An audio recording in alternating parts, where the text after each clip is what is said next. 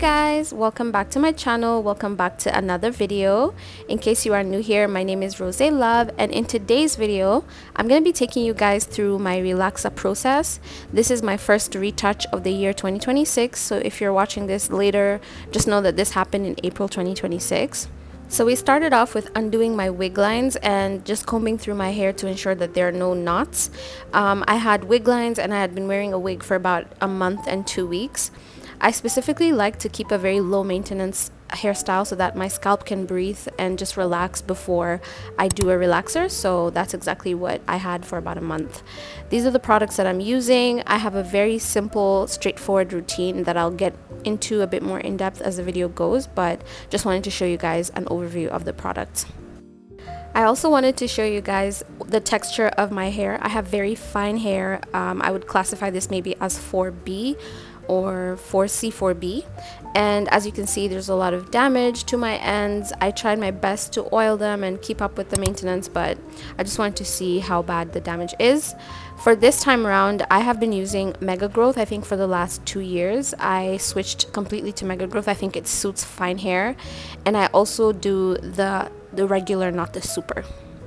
So over time, I have perfected my relaxer schedule to 2 times a year. The first relaxer happens in April, which is what you're seeing, and the second one happens every October. Of course, before we go in with the relaxer, we have to oil my scalp all around, and that's what she's doing. She used a very interesting version of Blue Magic. I think it had like some type of mint. So I was kind of scared that it was going to react, but it actually helped to soothe my scalp, so that's good. And then straight in we go with the relaxer. As you can see, her method of application seems a bit haphazard. She's kind of just going in through the lines, no specific methodology in how she's parting. But I do think that the parts are good enough because, again, I have very fine hair. I think you have to be more clean with your parting when you're dealing with hair that's very voluminous, and mine definitely is not that. So I think her application was just fine. She kind of did this haphazard application all over the 3 parts and then went in with the comb, as you will see. So like I said, I only relax 2 times in a year, which means that I have about 6 months in between every relaxer. And honestly, that's the sweet spot for me. I feel like that works best because of how fine my hair is. I don't necessarily need a relaxer every now and then. So as you can see in my previous relaxer video that's on my channel, I had very long hair and healthier. I think the only issue I had back then was with my edges, and that was because of the hairstyles that I was doing. And because I didn't know that, I didn't know how to rectify that. But looking back, I definitely made some mistakes. Like I said, relaxing way too often, having hairstylists that do not understand my hair and just kind of want to play with my hair and experiment with it, especially when it comes to heat, and using the wrong methods of protective styling. So currently, for the last 2 years, I switched to Mega Growth. I was using Dark and Lovely before. It was way too strong for my hair, and I've also just been trying to perfect a routine that allows my hair to thrive. And like I said, I had to even cut my hair in 2024, so I've just been growing it for the last 1 year, and I'm pretty satisfied with the results.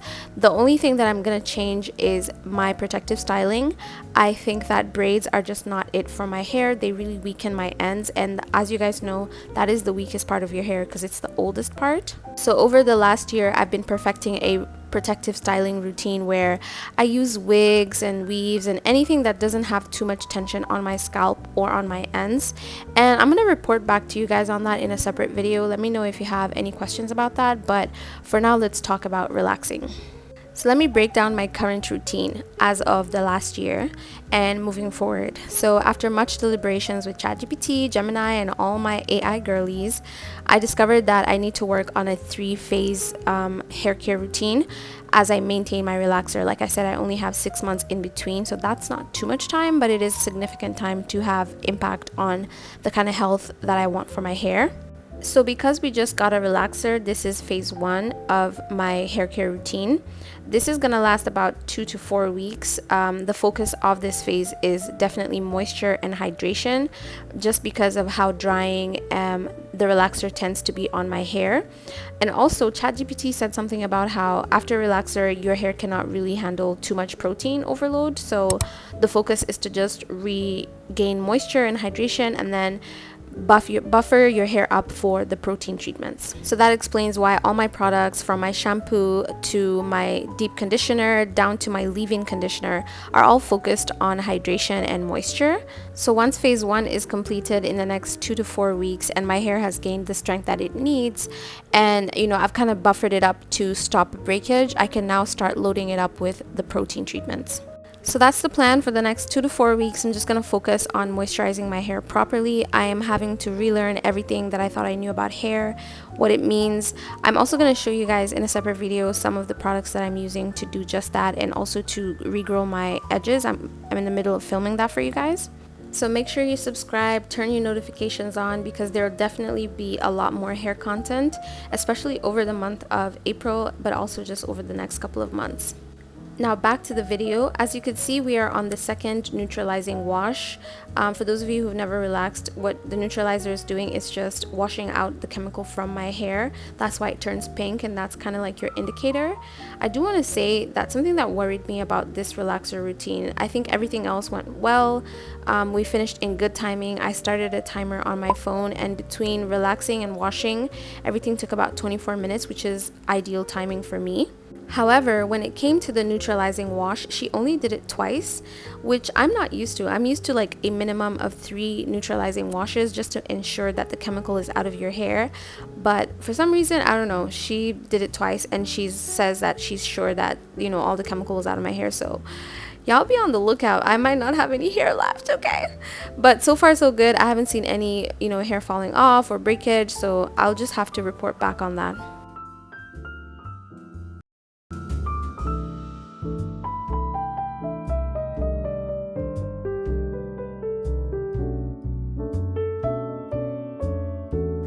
After the wash, she went in with this strengthening conditioner that's normally included in your relaxer box. I think it comes with about 2 to 3 packets, but we only used 1. As you can see, I don't have that much hair. I've been telling you I have very fine hair.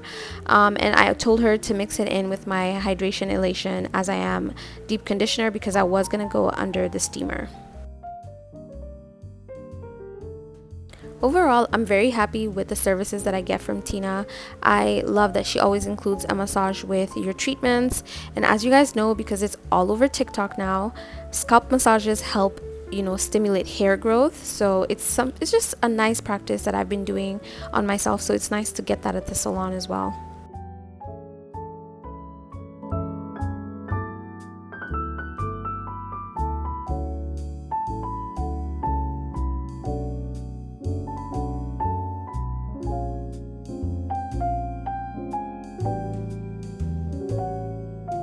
I also noticed that I prefer the steamer over the dryer when I am freshly relaxed. I feel like the dryer and cap method is just so aggravating on the scalp, which is already sensitive because of the relaxer. But then when I went under the steamer this time around, I feel like my scalp was able to handle the heat, but the steam was still helping the product penetrate into my hair. So I think I'm going to be doing that moving forward. So we're finally going in with the leave-in conditioner. I'm using the Perfect 7 from Cream of Nature. I think this suits my needs right now. And I don't know if you guys can tell, but to me, my hair looks very hydrated and just moisturized and not dry or brittle at all, which is exactly the look that I was going for. So we had to ensure that we lock in that moisture. I also followed that up with a few pumps of onion oil, which is not included in the video, but you did see her spraying on some heat protectant. I used the red bottle from Tresemme. So at this juncture, it would be ideal to minimize heat styling. Like I said, that's one of my goals. However, I do not like the roller set, which is the other alternative to air drying, and I have places to be, people to see. So I decided to opt for a quick blow dry. The good thing is that my hair is straight and it's fine. So it's literally a quick 5-minute blow dry. And then she went in with the same Blue Magic hair oil or scalp oil, and then went back in with a quick blow dry just to finish it off on the ends mostly.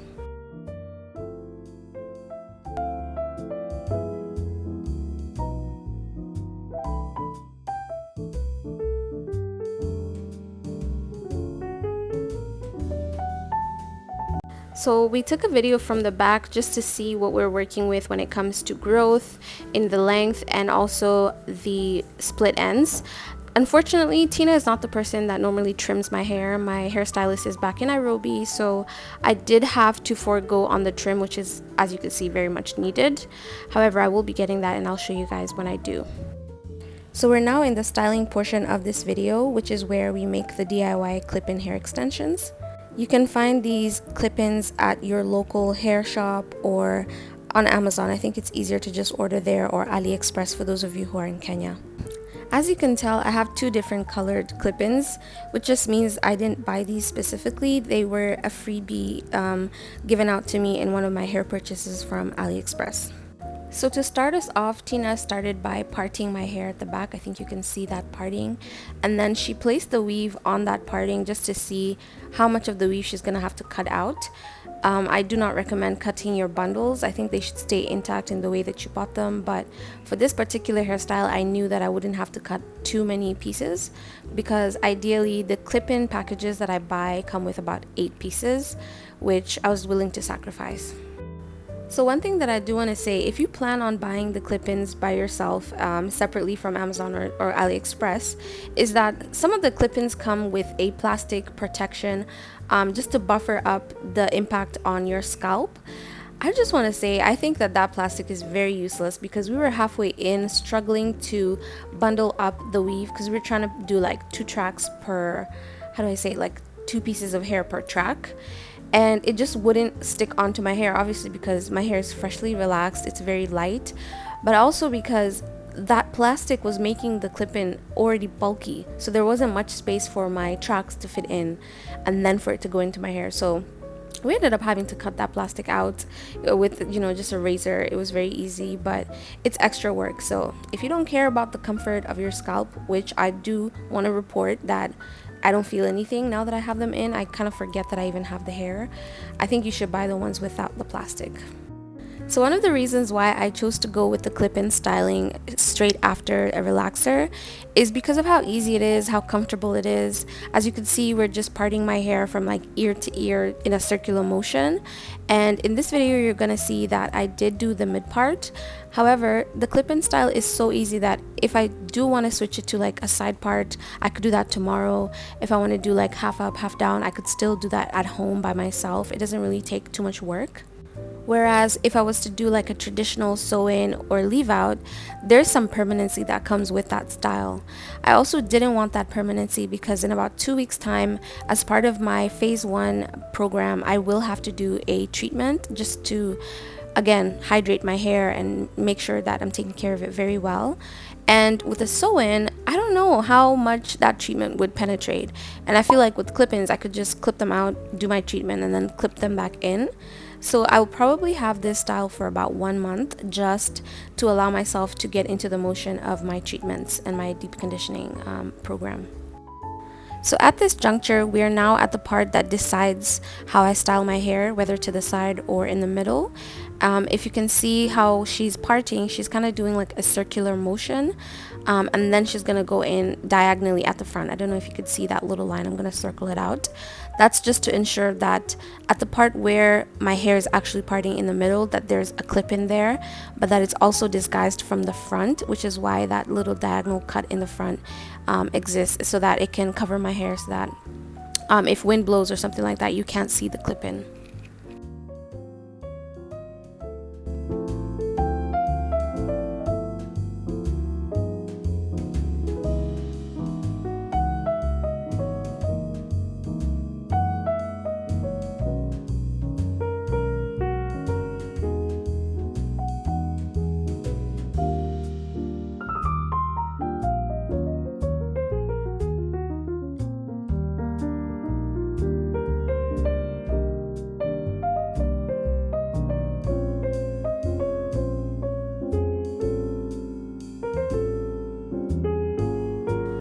So we're finally laying down the last track of clip-ins. As you can see, that's the hair that's going to cover it to form the mid part.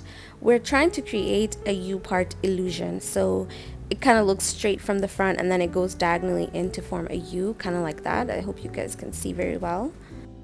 Unfortunately, because these were freely given to me, I didn't get the option of choosing the color of the clip-ins. As you can see, it's very prominently brown and my hair is more black, 2B color, so I'm gonna have to just purchase some black ones, but these will have to do for now. I'm definitely gonna switch them out when I get the chance though. Last but not least, we went in with a flat iron. You could style your hair however you want. I think I just felt like I wanted my hair to be straight. The flat iron also allows for my hair and the weave to kind of integrate and seamlessly blend, and this is the final result. As you can see, I'm very happy. I'm very pleased. You can't really tell where my hair starts and where it ends, and I loved that. As you will notice, the hair looks a little bit thin, which is exactly what I was going for. I didn't want it to be too bulky and, you know, full. However, because these bundles are very long, it kind of gives the illusion that your hair is thin, which is not. So I do advise that you cut it, which is exactly what I did when I got home. I trimmed it just to, I don't know, to make it look fuller. I'll insert a picture for you guys to see. One thing about Tina is she's gonna lay your edges to the gods, and normally I don't lay my edges when I have my hair relaxed, but I was like, you know what, just for the plot, let me just do it, and I think it looked good. I'm very happy. I'm very pleased. I'm feeling myself, and that's it for me. I hope you guys enjoyed this video. If you have any questions, comments, let me know in the comment section, and I'll see you guys in my next video. Thank you for watching. Bye.